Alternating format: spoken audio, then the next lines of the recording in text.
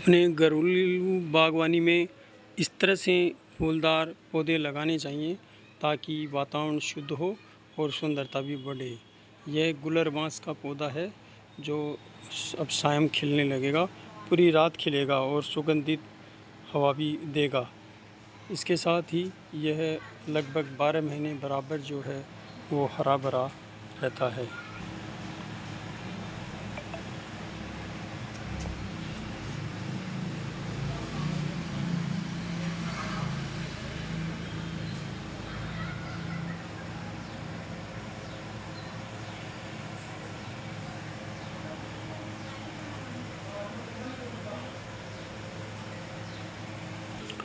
इसी तरह यह गुड़हल का पौधा है जिसके गुलाब की तरह मोटे फूल आते हैं लाल कलर के।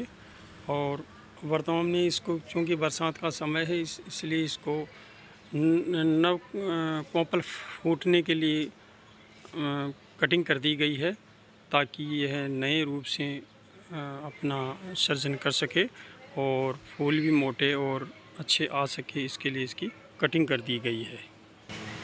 इसी प्रकार यह सदाबहार का पौधा है जो हर साल भर जो है अपने लाल और सफ़ेद फूलों से घर की बगिया को महकाए रखता है।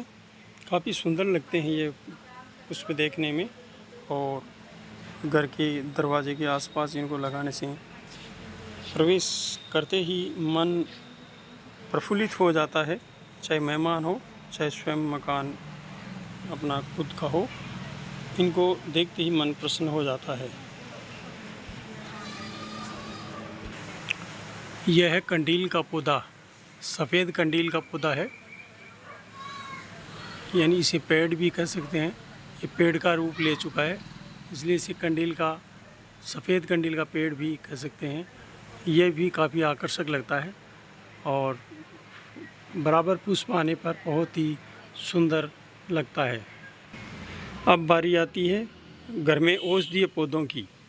यह है गिलोय का बेल जो काफ़ी हरी भरी रहती है और इस समय यह अपनी यौवन पर रहती है जिसमें यह काफ़ी हरी भरी और लगातार नई कोपलों के साथ बढ़त इसकी लगातार बढ़ती हुई रहती है।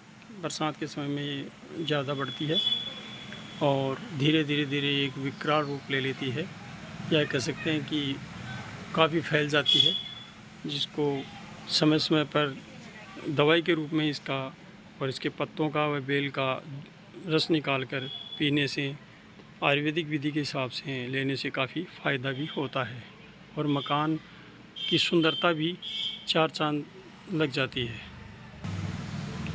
यह है घरेलू बगिया के मोठ के पौधे उगा दिए गए हैं जिनसे धीरे धीरे बड़े होने पर मोठ की फलियां लगेंगी जो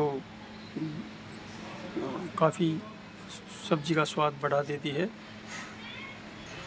यह है तुरई की बेल, यह है गलगल तुरई जिसका काफ़ी स्वाद होता है, सब्जी भी और लगने में भी यह गलगल तुरई काफ़ी लगती है। और गुण के हिसाब से देखा जाए तो आयुर्वेदिक के हिसाब से ये काफ़ी गुणकारी होती है, गलगल तुरई से कहते हैं। अब बारी आती है अपने ग्वारपाठे की, जिसे इंग्लिश में एलोवेरा भी कहते हैं।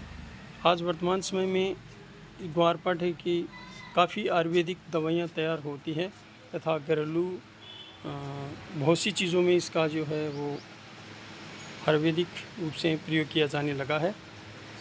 ये हमारी घरेलू बगिया का एक अहम हिस्सा है। इससे हम काफ़ी फ़ायदा उठाते हैं, सब्जी भी बनाते हैं, जूस निकाल के पीते हैं और आस पड़ोस के लोगों को भी इसके लिए काफ़ी वो देते हैं ताकि वो भी अपना इसका कोई भी लाभ उठा सकते हैं।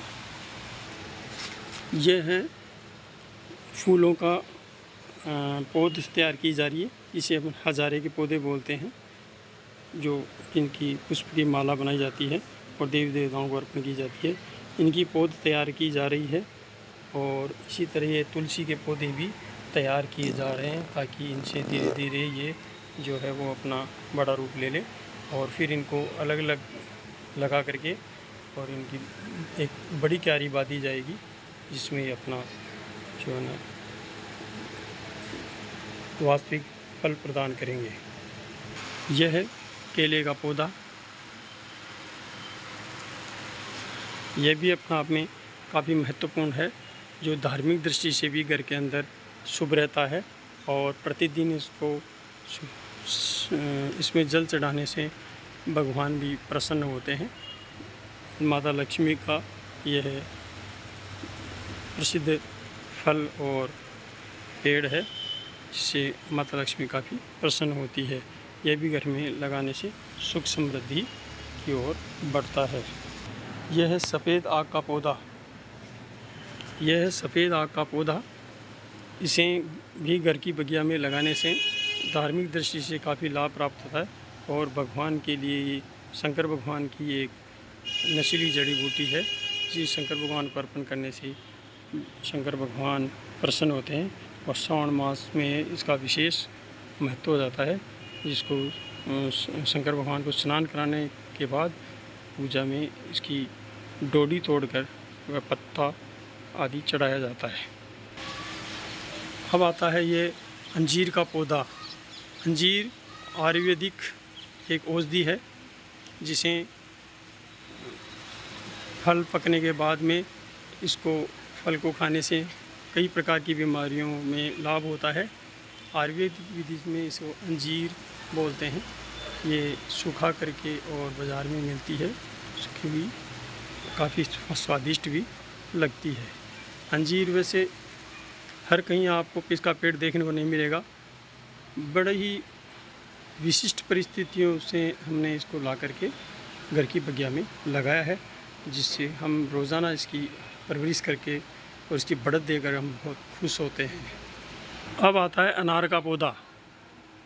अनार काफ़ी समय से भारत में, विशेषकर राजस्थान में, काफ़ी स्वाद के साथ इसका आनंद लिया जाता है।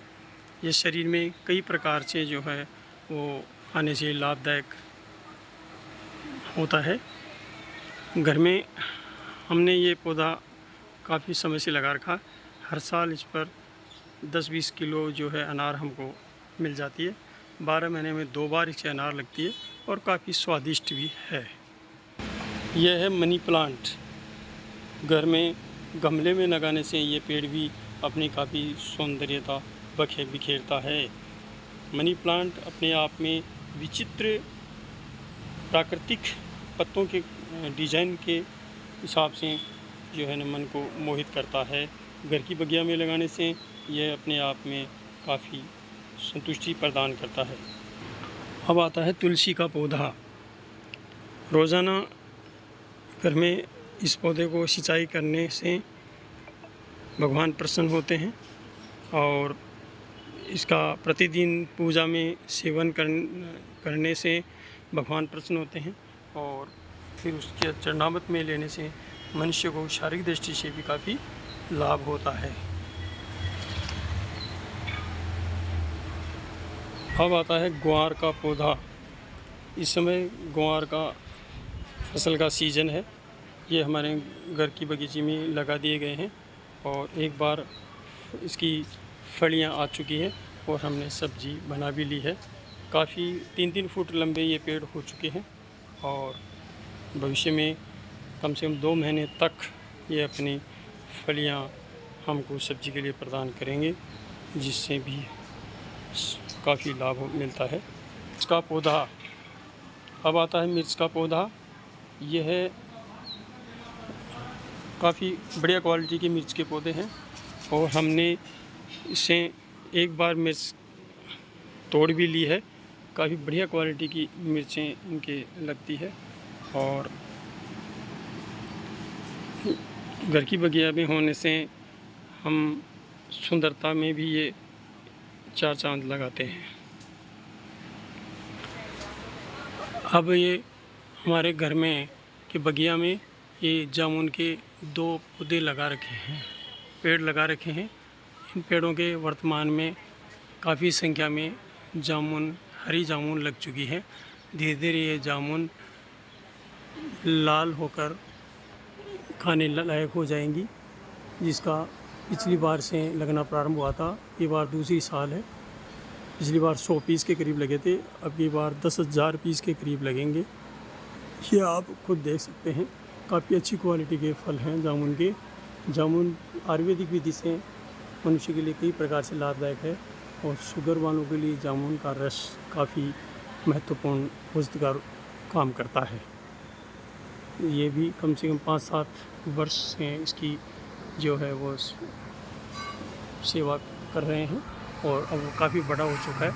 कम से कम 25-30 फुट से ज़्यादा ये पेड़ हो चुका है और काफ़ी फल वर्तमान में लग रहे हैं, जिसे आप देख भी रहे हैं।